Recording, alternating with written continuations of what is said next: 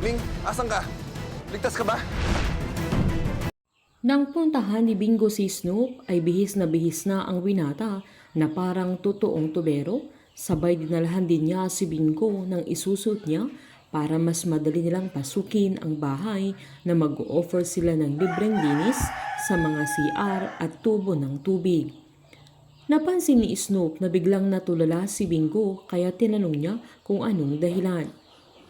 Habang saktong aalis naman na si Charleston ay dumating sila Cindy at Wilson kaya tinanong ng mami niya kung saan siya pupunta dahil nakamaleta ang binata. Agad namang sinabi ni Charleston na magbabakasyon siya kaya sinabi ng papa niya na kailangan nilang mag-usap. Giniit ni Wilson na magagawa pang magbakasyon ni Charleston na kahit may kinakaharap silang problema.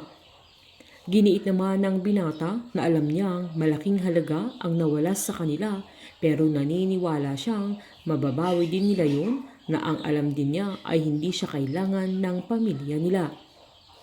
Pinaintindi naman ni Wilson na binago niya ang konstitusyon dahil hindi niya makita na interesado na maging chairman si Charleston ng GLC na ang gusto niya ay kung mamatay man siya ay alam niyang hindi pa babayaan ng binata ang pamilya nila lalo't siya ang panganay na andoon sana siya para sa mga kapatid niya.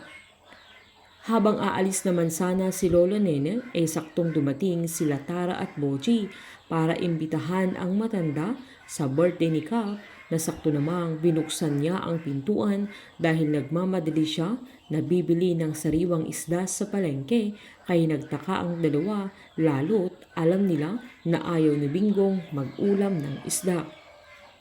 Agad namang sinabi ng matanda na para kay Caroline ang isdang lulutuin niya kaya giniit naman ng dalawa na espesyal talaga si Caroline sa kanila pero pinaliwanag naman ni Lola Nene na uuwi na ang dalaga sa bahay nila kaya magluluto siya ng espesyal para sa dalaga.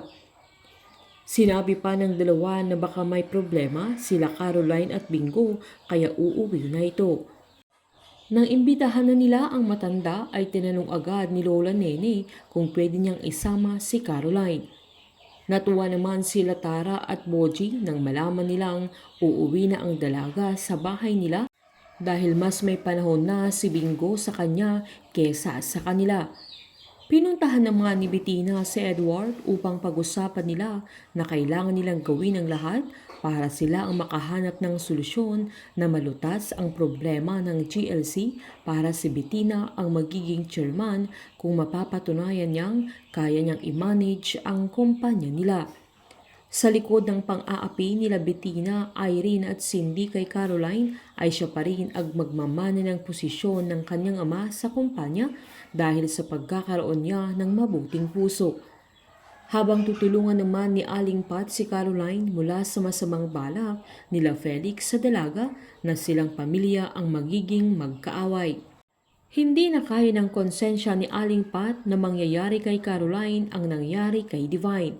Sila Bingo at Aling Pat ang magtutulungan para maisalba at matulungan nila si Caroline sa mga masasamang balak nila Felix at Irene.